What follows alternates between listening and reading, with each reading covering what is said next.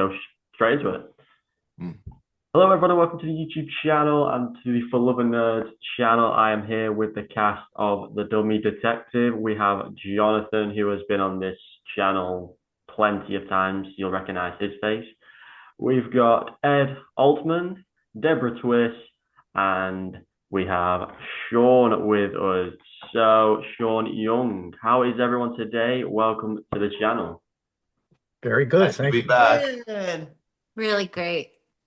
Good. So obviously, Dummy Detective is Jonathan's latest project. So I'll hand it over to Jonathan just to introduce the film.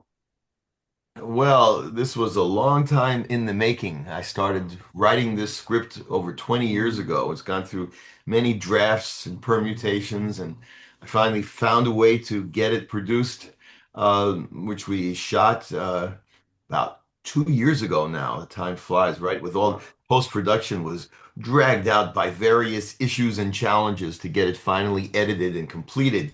But then it was released just a couple of months ago, um, not even a few weeks ago.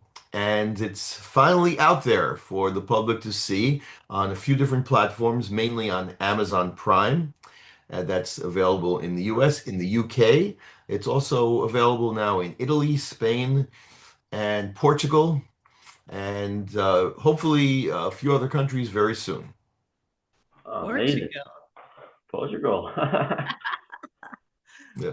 So before I go back to Jonathan, obviously the three of you guys were involved. This is your first time being involved in one of Jonathan's projects prior to obviously what he's worked on. What attracted the three of you to the project? Starting with you, Sean, and then we'll go to Deborah, and then we'll go to Ed. Well, it came around because of Deborah. Deborah made it happen because we'd made several films together that she produced and was starring in. And she had read the script and she said, "Hey, Jonathan, what about Sean Young?" And Jonathan was like, "Sure, let's do it, right?" And but because he didn't think that I would read it or something like that. And I read it and I thought it was wonderful. It's a whodunit Yeah. kind of film, and yet it's got these, you know, dummies, and Jonathan obviously is a ventriloquist, and I thought, wow, this is kind of unique, you know, this is very unique. And the truth of that, the truth is, I thought he cast it really well. Everybody that's in the picture. And our friend Ed here was, in my view, hilarious in it. I thought you did such a great job, Thank you. and Deb also as well, and Jonathan, because it was kind of a risk for all of us because I don't really know of very many movies with ventriloquists and dolls being given their own close up, right? I mean, it's kind of it's a unique picture. So I got on board, and it was fun. The whole thing, it was fun, and it ended up being like 10 days, 11 days, something like that. And it was in New Jersey we shot. It was near to where Deb lived. And so yeah, it was sweet. Oh, good. And how about yourself, Deborah? I saw the post on Actors Access and it sounded really fun. So I submitted and then I auditioned and then I went in for a live callback. It was like the first live callback since the pandemic. And Jonathan and his daughter, Sabrina, were actually running the audition. And it was just great. I immediately loved both of them. And I love the idea. It just seems so cool and so different. And guys, would you stop fighting? And it was so fun. It was just so fun. And as a kid, I mean, I loved the Muppet Show. Like I really loved the Muppet Show. And I always had a fantasy of someday being on Sesame Street with Muppets and everything. So this is like so right up my alley. And I mean, look at me. I'm like, I'm an overgrown kid. I've got like, 12 Chihuahua mixes here. I've got a bunch of cats. I've got lots of toys. I'm like, I'm so into like toys and little things. And I still, my kids even like say to me sometimes, they're like, oh, come on, Debbie. Like when I come up with ideas and stuff, they're like, okay, here we go again, Debbie. So, I mean, Debbie. things with like a big crazy imagination are my thing. So this was my jam from the very beginning. And so, I mean, that's one of the reasons too why I wanted Sean to come and play with us, because I thought like she would just like have so much fun playing Yeah. the role she did, and she sure did. Like that was so fun. We had such a good time. And yeah, it's always like Yes. every shoot has like, the stress of like, oh my gosh, the lighting's taking so long. Oh my gosh, the food is this. Oh my gosh, that is that, and it's freezing or whatever. But I mean, for the most part, we were all super dedicated. We knew we only had a certain amount of time to work, and it was a blast. It was really a great project. I want to add something about hiring Deb, casting her, because you mentioned Deb, my daughter Sabrina, who's also a young filmmaker, very talented filmmaker in her own right, but she also helped out with production, behind the scenes for this movie. So, and she was there helping me in the callbacks.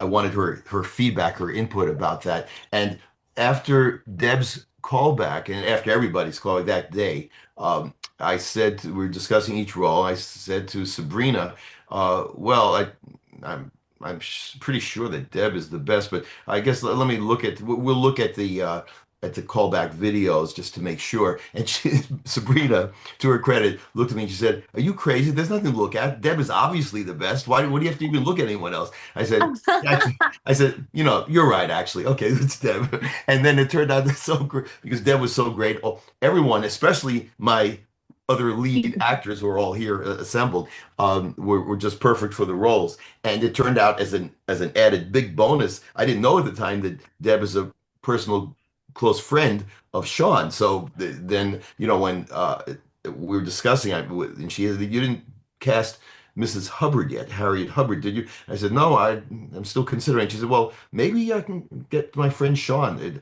Sean, you young? Yeah, okay, okay. So that worked out. Hey, I never asked you who the hell you were considering before I showed up. Oh, I I don't started really to want think to about know. that. I Oh, saw them, Sean, at the callbacks. I saw them, and I was like, no, no, Oh my yeah. no, God. Oh no, my Yeah, God. no. we didn't have any great options to tell you the truth. Among those, I was thinking and discussing with Rob, the director, like, can we do another you know, uh, call backstage or something and try to find some more? Because the ones we have, nah, no one was particularly good. So it wasn't even a choice between like a runner-up. It was just like Sean or we were in big trouble. Sean or Oh, bust. that's wonderful. Yeah, no, That's it was the sweet. perfect, like as soon as I read the script, I could not stop but hear Sean doing the role, and I knew it. I just knew it. I was like, okay, this has to happen. This has to happen because this is gonna take the movie from being like, one thing into a completely different echelon. And it felt like it was something different than what you played before, correct, Sean? Oh, well, yeah, I'd never done an English accent before, so And that you were was. so good at the English How was accent. that? Well, given the time and focus, So Ed, did you have to audition? Oh yeah. Oh Yeah. God, how was your audition? And how I many people did he audition up against? Well, there were yeah, a lot of yeah, people who Jonathan, how submitted. many? How many?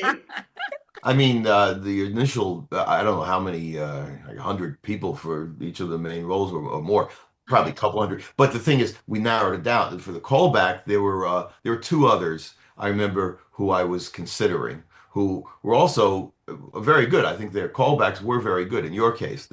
However, you stood out as well as being, You took it in. yeah, You owned it. yeah. It's nice when you work on shows and you work with people that you love. I went off to see Ed in a play after we finished this, and I thought it was awesome. And I like live theater, and I guess Ed, you've done a bunch of live theater, Yeah, right? yeah. Yeah, I mean it's awesome. I've only done two shows that were live, and one was like 2 years ago, and completely different thing. It's very different. And the one thing I mean, if I had to pick one or the other, no offense, I mean, the stage I enjoy more because at the beginning, middle, and end, there's an audience, it's immediate response. You start the story, you end the story within 2 or 3 hours, and then you do it again, and there's just not a lot of sitting around. So Yeah, Yeah, it's the yeah, excitement I also of the agree. audience, Yeah. right? I mean, Yeah. the excitement, the vibrancy of interaction you can feel, with the or the audience. failure. I mean, if you go up and you suck one night, I mean, you can tell that too. So Yeah. Yeah, I think Well, that's the thing I wouldn't love about stage. It's well, like especially like we do comedy instant improv. feedback. Unless you're great every night, like, Right, ew, right. that's awful, right? That sounds dreadful. yeah. It was really cool though. I saw the one of the things that you just did recently, Sean, the one that was like a year and a half ago. And that was Sean was singing. And she was really good. I was the good thing in that show, but there were lots of people in it that did well. But the problem, as always, is always you get the writer, and not in this case with Jonathan, because Jonathan, as dedicated to the writing as you were, because of course you wrote it, you weren't shut down from suggestions to improve it. And Mhm. that is a really good quality to have. The writer on the show I did thought he was Shakespeare and then hired himself as the director and then, couldn't bear to cut anything. So it ended up being a 2 hours and 15 minute show in the Actors Temple Theater, which is, no intermission, no bar, no, the chairs are terrible. It's, you know what I mean? Like you want that to be an hour and 20 minutes and then you're good, but we couldn't convince him to cut it down. And he kind of shot himself in the foot for that reason. But oh well, that's show business. Yeah, You were great though. And it was so fun to see you singing. yeah, I enjoyed it. I really did enjoy it. And it's funny. I guess, have you ever sung in a show, Ed? No. No. Somehow I thought you were going to say yes, but I don't know. You don't sing? I can carry a tune, but I mean, not professionally. It was the harder part of the show for me because singing is, slightly more sort of, deep and doing the accent on this show was like, okay, oh, let's get this right. Oh my Lord. It was just trying to really and also being over the top. And yeah, I like challenges like that when they're fun and everybody on the show is a good egg. Well, can I tell my Sean story Oh, quickly? I mean, yes. after we did this, well, Sean mentioned a play I was in while we were filming this. And when I got cast in this Dummy Detective, I'm friends with a guy named Joe Queenan who writes for the Wall Street Journal and has written a number of books. Used to write for Rolling Stone, The Guardian, The Times, pretty much every publication. And we were talking, and I said, I've just been cast in this movie, and guess who's in it? Sean Young. And there was a pause, and he said, she is the first movie star I ever interviewed. And he's like interviewed, pretty much everyone, from, the 80s up through, at least up until a few years ago. And he said, and he told me the story about his interview with you, that he went to your apartment. You were living in Greenwich Village at the time. You were being tutored in algebra. And he just said, like, you came off as this, slightly eccentric, but like this completely believable, sincere, likable, person. But he wasn't sure how you actually responded to this story because he didn't know whether you had ever read it or not. So I I said, don't well, think I I'll tell her. did. Yeah, I said, I'll tell her I know. He said, no, no, no, maybe don't tell her that you know me. Anyway, he came to the play the same night that Sean was there. They reintroduced each other or introduced each other and hit it No, off. no, you know what And ended up in happened, the film. Ed? He I'm was sorry? standing, you know what happened? We went afterwards, after your play, we went to this place where you said everybody meet up. Yeah. And I walked up to him and I looked up at him and I said, huh. Because I had some sort of memory, but it was like 30 years ago or whatever. Yeah. So, Yeah. and he said, I'm the writer that did the Rolling Stone article on you. And I was like, oh. And then I think I confessed him, I didn't actually read it. So because I don't read any press. I don't do any of it. Yeah. You know. But then he cast her. He was working on a film that we did together. Didn't have scenes together, but she plays this gangster type, and it was just like a real scene stealer. Yeah, You that haven't, was you haven't great. seen Top Eight, have you? Hmm? You didn't see it, did you? Not Top Eight? yet. No. No. Okay. You're I'm sorry. great. You're both Oh, great in I'm that. so I glad. loved I you had this too. wig on. I loved my wig in that. That was fun. You guys Okay. are both so fun in that. I loved it. When it's good, when show business is good, it's great. It's like when you're having fun and also there's one level of show business that I always thought was really interesting, which is if you're playing a part, you on some level have to go there, you know. That's why it's really important to play parts that you actually want to play. And I think I learned that, once in my career when I was playing a part and then realized, oh, I've got to play this part for, 3 more months or whatever it was, 8 more weeks. Like you choose carefully and those are lessons along the way in this kind of business. Mm. What's your Jonathan, day job, Adam? my day job. Yes. Is Uh, is this your day job? no, I am not even within your get world. I work in a school. Really? Yeah, I'm like you know what a caretaker is? Like facilities. Yes. I'm one of those. I'm a caretaker. A caretaker for people? No, I like fix things, Oh, DIY, right. that sort of stuff. Oh, fantastic. Yes. Superintendent. Pardon? A superintendent. Yes. Oh. You'd be Uh, very happy. My dishwasher broke a week ago, I and can't I fly out watched to a America. video. Well, it had broke once before, and when the guy came to fix it, I sat there and I watched everything he did. Broke again. I call somebody. It's like $400. And I go, okay, well, I'll call you back. And I watch a video about how to fix a Bosch dishwasher, and I fixed it.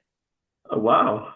I couldn't believe it. I ended up going like that, reaching in there, following the line, going like that, lifting the line up, and then took out, oh, you'll love it. As my symbolic to myself, I have the pieces that I took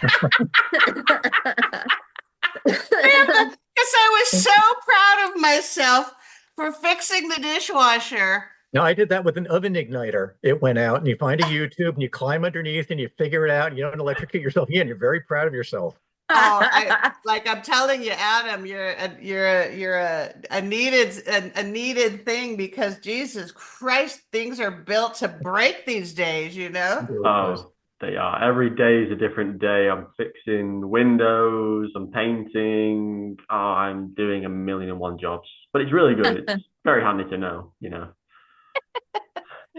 Beautiful. Have you Uh, seen the film, Adam? Funny enough, I watched it today. I Oh, finished good. work What and did you think? I loved it. Jonathan's Oh, work excellent. is, I've obviously spoke to him the last, what I think we first spoke in 2021. And I think is that when your first season came out, Jonathan? Of the web series, uh, yeah, 20 or 21, I forget. Yeah, so like I've watched, Probably 21.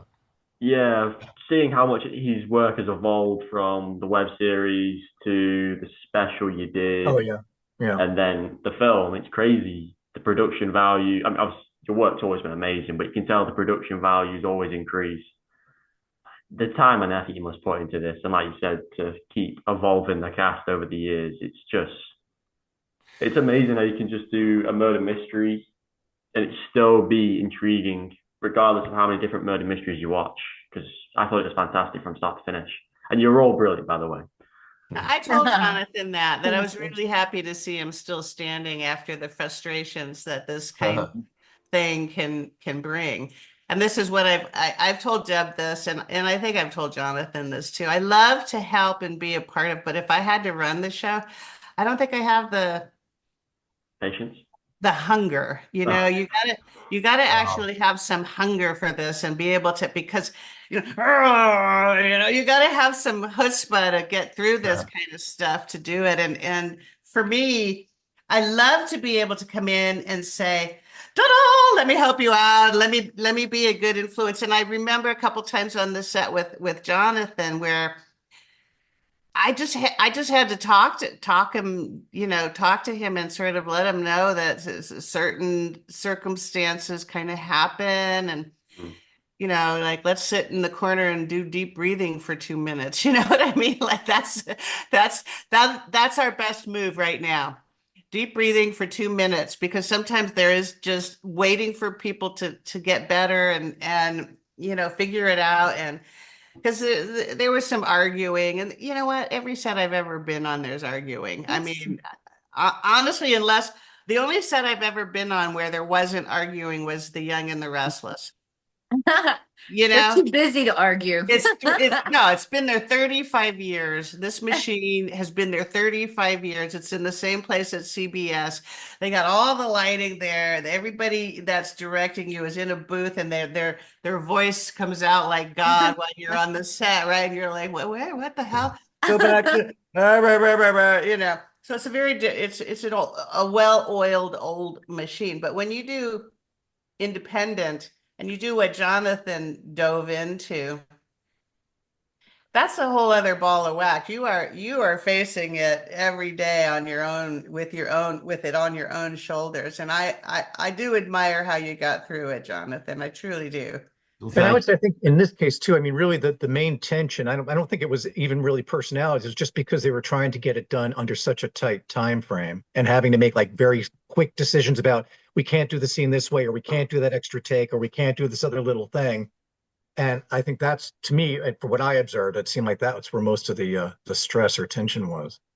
I want Jonathan to produce a picture where there's no can'ts, you no know? comments. Oh, Yeah. Yeah. I can't, you can do it any way you want to. Let's get, like get the budget so that you can do it any way you want to, because I think that would be, I mean, you definitely have the flair for it, and not everybody does.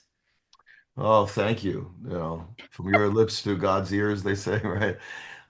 Yeah. So I'm very grateful and relieved that I was able to do this much to get this project done. But of course, yeah, there's no limit to what kind of I would like to do with budget and all the circumstances being right. I'm just you know grateful for this level of what we did. It was, I mean, it's such a brutal industry, right? On every level. I mean, the challenges are always there on even the ground level, and then the stuff that I'm trying to do. Sean knows firsthand. I know you know about how brutal this industry is on a higher level, but even on the highest levels in big Hollywood productions, there's all kinds of terrible, stressful things that happen. So it's, So see, the industry has morphed. I remember when Deb was saying, "Oh, it's the wild, wild west," right? uh, It's when a lot of the funding left out in Hollywood. I mean, in the 1980s, the salaries we got were just awesome. They were amazing, but those salaries are gone.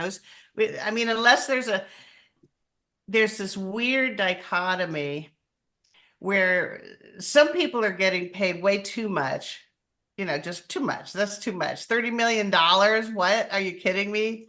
For Black Adam for Dwayne Johnson, like, wait, what? And then nobody went to see it, right? Like, it doesn't really make any sense.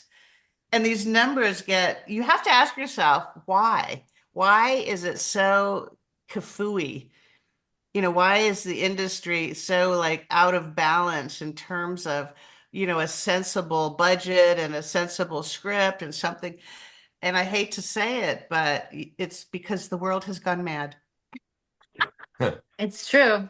It is true. I don't want to say it too lightly, but yeah, you have people that are making decisions in positions that they know they're just like, oh, you know. And another really weird phenomenon is when you get a person in a position that can say yes or no to your movie. Very few people say yes because yes is a risk. hmm. No is good. I feel powerful. I said no, but then like they don't have the imagination to understand maybe what the potential might be. And no has safety in it. Yes has risk. So Hmm. if somebody says yes to something, their ass is on the line, their balls are on the table, and nobody wants their balls on the table because that would be like, that might endanger your job security. So no is really your job security. And that's a backwards model, really, you know? Yeah. It would endanger a lot of things. Yeah. Yeah, the risk is what I was, and people's perception of risk was what I faced as a big challenge all along the way with this project. And I say, when I say project, it's the whole Trillo and Suede um, concept, because I've written several feature film screenplays. This is just one of them that I finally got produced. But I've written many scripts, and all along the way, I came close. I thought I came close. Maybe I really didn't. It seemed I came close many times to getting one or the other of these things produced, including a TV series. And yet, the obstacles, one of the things I came across many times, the feedback was very positive reaction to this or other scripts and to the concept. But then the person in charge, producer, investor, whoever it was, studio person, I was saying, no, no, as much as I love this, we can't take a chance on it because it's too different from anything else that's been done. So we can't take a chance. So it's Which is really ridiculous logic when you get right down to it. No, we have to produce things like everything else. yeah. Oh, okay. Like we have to fit into this form. I mean, I think being original used to be a good thing. I mean, it used to be like, oh, okay, this is a good thing. But this is, my father, who was a news producer in the 70s at NBC in New York City, and before that in Cleveland, he said to me once, he said, first rate likes first rate, second rate likes third rate. And I thought, well, what does that mean? I mean, I know what it means now, but it's like people who are second rate, they want third rate people around them so that they can boss them around and feel better about themselves. At first rate people want to be around other first rate people because they're not insecure and they want the same thing, a good outcome. And that's the state of the art, as they say in Sunday in the Park with George. One of my favorite Broadway shows. I saw it with Mandy Patinkin, like, I don't know how many years, decades ago. And I do listen to that a lot. I do love it. I know it by heart. Sunday in the Park with George, favorite. But I getting could it to your blather point, on forever. I mean, just following up on what Sean said, though, I mean, the thing that strikes me though about this movie is that, I mean, yes, it's original. You have a ventriloquist and I mean, and the dummy and the murder, but the story itself is, relatively almost like traditional whodunit. I mean, I was watching it again last night. I hadn't seen it in several months, and this time I was watching it more for entertainment than, to see what I did wrong. And it's just really a very endearing. I think it's just a really good story. It just moves really well. It's very, very entertaining. Yeah. And to Yeah. me, it does not seem like something like that's so weird that someone's head's going to blow up if they think about producing it. It's neat, but it's also wholesome. Yeah, It's yeah, very wholesome it's too, good as natured well. too. Yeah, very good Yeah. natured. Yeah, I mean it's just the basic concept of a ventriloquist detective and his wooden partner. That's what threw people all these years, threw them off and put them off, thinking that they considered that too different a concept because it's never been done. As to my knowledge, there have been ventriloquists. The closest that anyone has come to do it is a movie called Charlie McCarthy Detective with Edgar Bergen, famous ventriloquist from way back, the 20s, 30s, 40s, and back Candice in the Bergen's 30s. dad.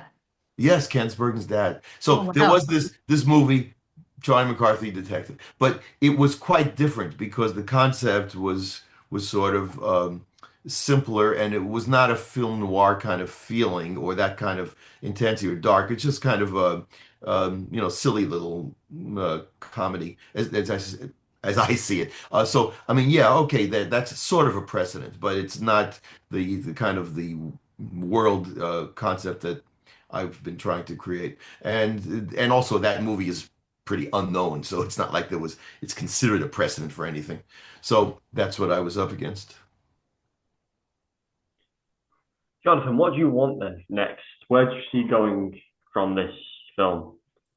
What do I want to do next? I would love to Yeah. produce one of my other scripts. I've got three others that Hmm. are ready, so to speak. I mean, of course, there's always rewrites before you actually shoot Mm. something. I mean, I've already gone through a number of drafts for all these scripts, so I got them to a point that I thought they were good.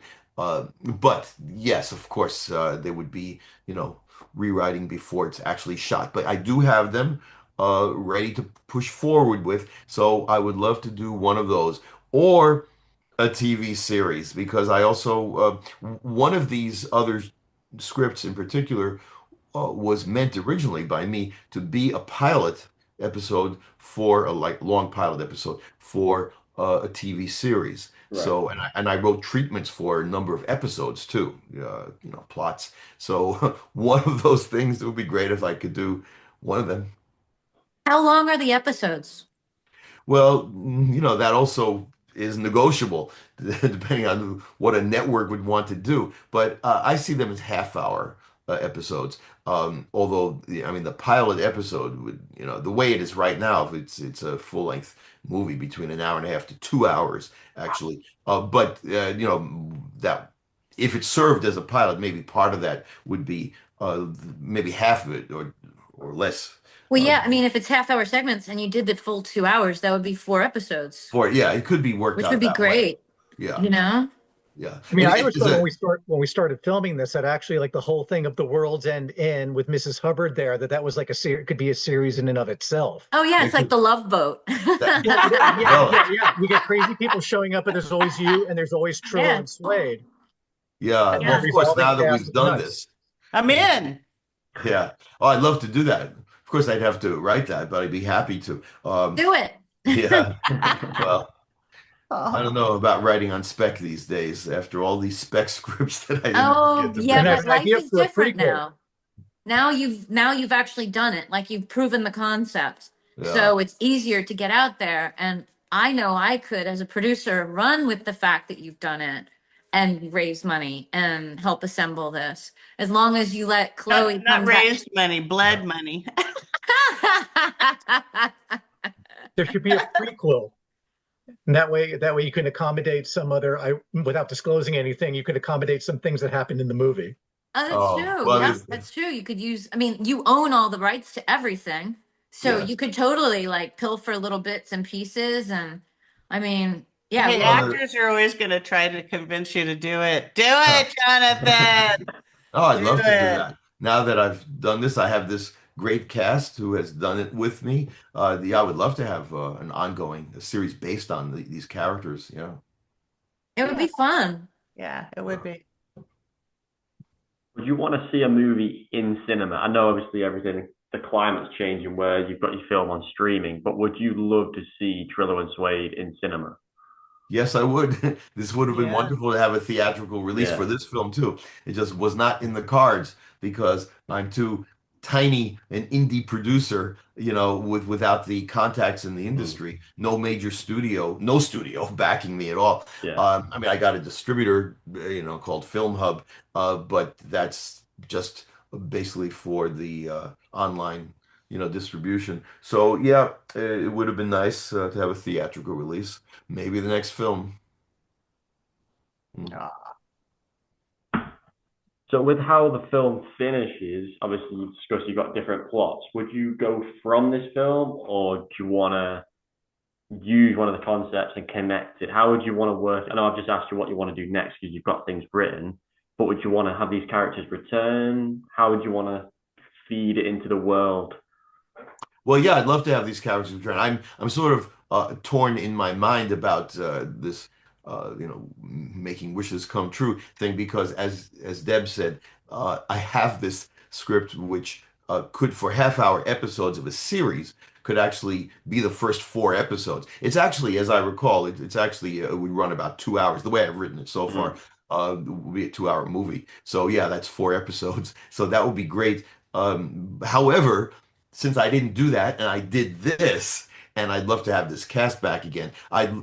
If I pushed forward with the written script I'm referring to for that I meant for TV series, I would certainly try to get all of these my co-stars into the script, rewrite things to get them all into it Yeah. if I was using the other script. Good. It'd be interesting because you have to write dialogue for your dummies, right? You know, you have to write scenes for them. I mean, for you. And I liked Ed's character not being able to really communicate with his dummy at a certain point at the end. I thought, oh, that's funny. You know, I mean, they are an integral part of this, and we didn't know if it would work, you know, but I think it did end up working. I think so. I hope so. I loved that last scene, that last shot of the movie actually always makes me like get teary. I Uh, swear. I mean, maybe it's because like I think like I even like if I break a cup, I apologize to it. You know what I mean? I'm like I just feel like things have a soul, a spirit, like kind of like the Japanese think that everything has like a presence or a soul. Like even the stand for my phone right now, it's like this is helping me. This is has a presence. And so yeah, when that last shot, oh my God, that is like so that's such a sad scene. That is the saddest shot ever, I swear. I mean that, oh my God. Yeah, well, I'm glad to hear that it got to you, that it gets to you, Deb, even though you're Oh, closely involved with it, because that was important to me to have that element in the film too. I didn't want it to be just a comedy. I wanted it to be a mix of genres, and definitely there's inherent comedy just in the concept, but there's I also wanted it to be a mystery that stood on its own as a mystery, and I also wanted to explore some of this line between reality and illusion, which ventriloquism itself explores, like what is real, what's not, and um, giving the illusion of life to puppets, make them seem to come to life. And is there something there? I mean, this in this movie, there's that question is certainly front and foremost about are the dummies autonomous? Could they be, or could they possibly be human in some way? So all those things, I wanted them to be, stir the pot with all those things. like the flavor of Chucky. Yeah, without quite that violence. Yeah. Well, do you remember there was a great like every year for the longest time when my husband was around his favorite thing to do on New Year's Day was to binge Twilight Zone. And there's that Uh, one Twilight Zone episode with the ventriloquist. Do you remember yeah. that one? There are actually two episodes in the Twilight Zone. The more famous one is just called The Dummy, with Cliff Robertson playing a ventriloquist. Yeah, Um, yeah. yes, Really and good. with the Really. dummy coming to life. So Yeah. it's yeah, that's a great episode. There's another one, Caesar and Me, Oh, I don't know starring that. Jackie Cooper. Played the ventriloquist. Actually, it's a similar theme of the dummy taking over, but it was done a little bit differently. It's a good episode, but the more famous one is the one with Cliff Robertson. Is there Wow. also Night of Terror with Michael Redgrave? Yes, I know I've heard of that and I've never seen it. Oh, Yeah, isn't that from like the early 70s? Like a really good, like 16 millimeter, yeah, I think it like was I think it highly. was early 50s. It's Oh, Michael okay. Redgrave. That was like an Yeah, English, like it was post-war English film. earlier. Yeah. Remember my Yeah. mother saying watching that and then saying she was terrified of dummies ever since. Yeah, it's fun. I've never watched that. I just heard about it. Then, of course, there's Magic with Anthony Hopkins. Right. You know that? Yes. Oh my God, that's Yeah. fantastic. Yeah. I mean, Like it's there's always so much you could do with this. And I love the fact that you did touch on in this whole movie and this whole script. I mean, everybody has like mental issues. yeah. No, they did. Every single character has mental issues. Everyone. And I love that. I think I think it's a fact of humanity at this point. Currently, yeah. Yeah. Yeah. And so I Yeah. mean it just oh, that's so funny. Actually, it just hit me as I'm sitting here with the three of you and I'm like and I don't know like you that well, Adam, but I know that the four of us are like four different flavors of a similar brand of ice cream, shall we say.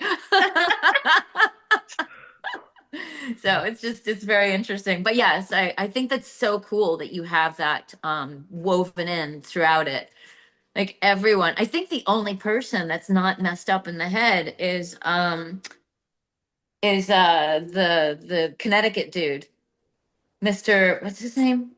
The one who talks like that at the Yes, TV. this Yeah, one. Oh, Grimsley. Mr. Grimsley. Grimsley. Grimsley, yeah. And I think Grimsley's that's just too like hilarious. he's Well, so good. But I think he is well, like Where are the potatoes? yeah, Yeah, yeah. Well, yeah. it's funny. Although I wouldn't say he's not messed up because what we learn about him is very unflattering as to his character. But ah, he's this is true. yeah, but Yeah. he's not ostensibly messed up. Yeah. Yeah, He's It's not, yeah. psychologically induced evilness. yeah. Yeah. So So wait, do we have an do we have to go 15 more minutes or does everybody feel purged? There's no set time on anything, really. Say So again?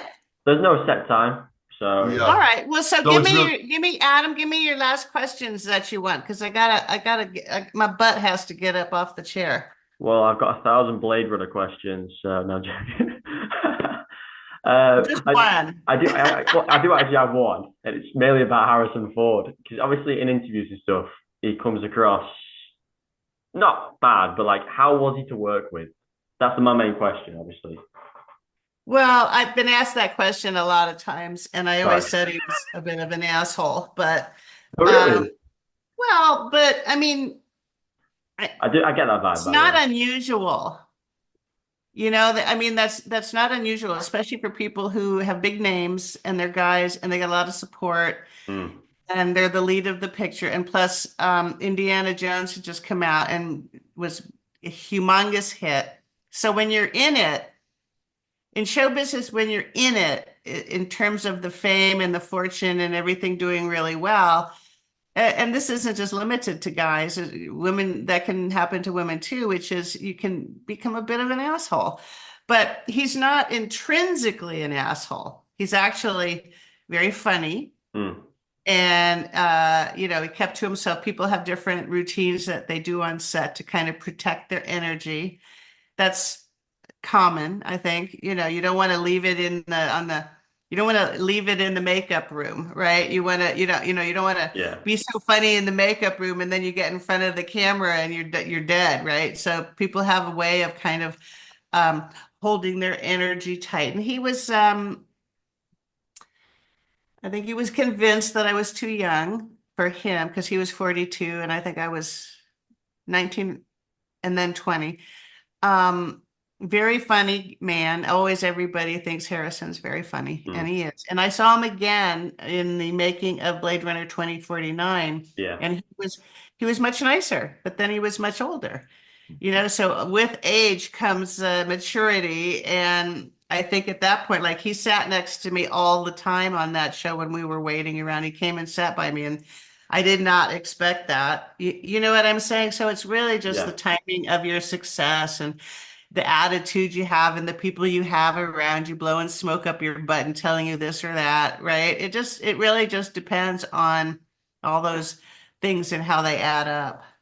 No, yeah, I get that. And like I said, you just go off interviews and stuff, and you don't know. You're probably the first person I've spoken to that's actually worked with Harrison. So it's just nice to hear that, like you said, with age, he matured. Yeah, Um, well, it makes sense, doesn't it? yeah, of course. If I don't embark I have any. a question for you, Sean. I've never asked you this. And did you get to spend any time with Rutger Hauer? He seemed like he would have been a really interesting person. Well, I got to spend time with him in these Comic Cons. I did one Comic Con with him really just before he died, and he was always very friendly, kind of European, you know, and he on set, I don't think we had that much time together because he was always in the scenes with Daryl and the little short guy, Kevin. And yeah, so I didn't get that much time with him, but we did spend time, and I have this great photo of him. I think I've shown it to you, or I can't remember if I have, but I can find it really quickly. Um, he he had a farm. Like I think what he was doing, I think what he was doing, Oh, that's great. can't see. Yeah, there That's a we go. fabulous picture. Yeah, Quinn took that picture, which is kind of Oh, good. But look at how big his hands are, man. He's got like meat hook hands. And I think it was about a year or two. I worked with Rutger a second time in India, but that film never got released. It was called Cobra. It had Shadow and Cobra in the title. I don't remember the title, but it got wow. it got thwarted. And I mean, he smoked in 1980, but he was still smoking in 2001 when we made that picture. And he smoked Gitans from Paris, that shit. And his face was a little yellow, frankly, from all the smoking he did. It was a little like, honey, you might want to stop, but I said that to John Candy, I mean, like, what are you gonna do? People just have their habits. Wow. Yeah, smoke too much. You met John That's a Candy as shame. well. Huh? You've worked with John Candy. Oh yeah, twice. I worked with him in Stripes, and then I worked with him in a movie with Richard Lewis, who also left us in the last couple of years, called Once Upon a Crime. And Giancarlo Giannini was in that one, and he was the Italian guy that was in Swept Away with Elena Wertmuller. Seven Did the Beauties. Yeah, and his son worked on the film as a clapper guy, like he was on the crew, and then he went off to do the remake of Swept Away with Madonna, which was of course very different. And but Swept Away was like, yeah, and John was on that film with What was he like, Giancarlo. Giancarlo Giannini? Oh, he was awesome. I mean, honestly, what happens is that we build people up in our minds when we see them in these classic films, and then of course when we meet them, big surprise, they're human and just like us, right? I mean, it's not, yeah, you sort of that's the really weird thing about the images that we consume, especially when we're younger. They they sit on our minds and they have an impact on us. I remember my mom's first film that she saw was His Girl Friday with Roz Russell and Cary Grant. And that movie really affected her. She wanted to sort of be Roz Russell and grow up to be this very capable reporter and, all that kind of stuff. And the first movie that I saw that was, affected me was Singing in the Rain. I just wanted to be Gene Kelly and be in Singing in the Rain. I mean, you know, um, movies, especially early in life, and especially this transit that we've been through from the beginning of the invention of films to, where we are now. The Where we are now is everybody is a star, I mean, it's like Sly and the Family Stone, my food, I'm gonna take a picture of my food and send it out. You know what I mean? It's so ridiculous now. So my motto, I would have to say, is like, now is all we have, and enjoy now, and do the best you can everywhere you go. And it's pretty basic, but I'm kind of wholesome that way. They say never meet your heroes, right? That's it's so true because when you idolize somebody, because of their work, whatever it is, their art, their craft, their skills, and then they're guaranteed not to live up to that as their, constant personality character. I mean, how can they? So either some people are devastated because they find out there are people who are great artists and awful human beings. That just happens. That dichotomy could be very upsetting to people. But even if you meet someone who's a nice person, who's a great artist and is nice, a good person, but still, it's very hard for that person to live up to an image based off of their best work. When you think, oh, they're, gods, because nobody's a god. Yeah, it's like Jesus wasn't a star in Nazareth, you know? I mean, they, they did not think of him the same when he went back home. So, Adam, final question, if you have one for any of us about the movie. Otherwise, we can wrap it up. I'd probably just say last question, just to throw to the floor. Like, you've worked on the film, you've worked with Jonathan. Like, what's one thing you took from working with Jonathan? Obviously, you've all done stuff in the past, theatre, TV, movies. What's one thing you took from working with Jonathan on this? Uh, oh, what's Or one thing we took from working with Jonathan? yeah, I'm working on the film. There, Yeah, I think when you work with people that you really like and you enjoy something, there's nothing you take away. You kind of like have it filter into your DNA. So We Jonathan all and took his money. I mean, if that I could started think of off my. something in common, yeah, we all took your money, Jonathan. But I think like it really just helped feed all our imaginations about doing more of this noir kind of thing, and yeah. trying to figure out what's possible. I mean, I had so much fun, and I want to do more. I just want to do more. So Jonathan Yeah, me set too. the yeah. I mean, that's it's like the fire has been set to like go do more. What about you, Ed? I mean, what I took away was that this is someone who had this idea of doing this thing. It was an incredibly hard thing to get off the ground. And actually, I've tried to help Jonathan afterwards any way I can and getting it distributed and everything, which is a bloody nightmare. Yeah. I think what I take away is just, really having an idea, sticking to it, doing whatever you need to do to get it done, and having that, as Sean was saying, kind of the drive to do it and to really see it through and even through a lot of fairly substantial obstacles. So I'm just full of respect. Yeah, me too. I have to agree with that, Jonathan. You got some balls.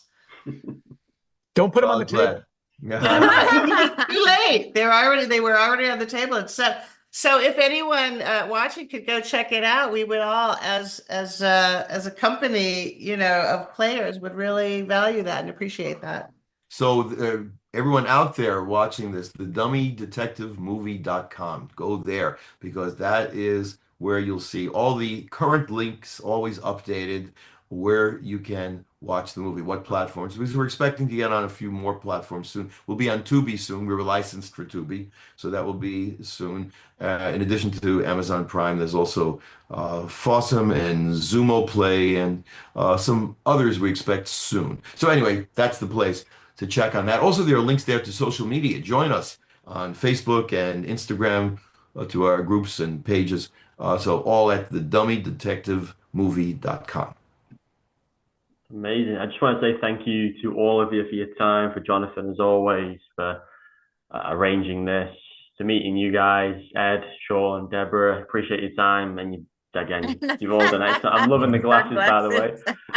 Thank you. I didn't notice those.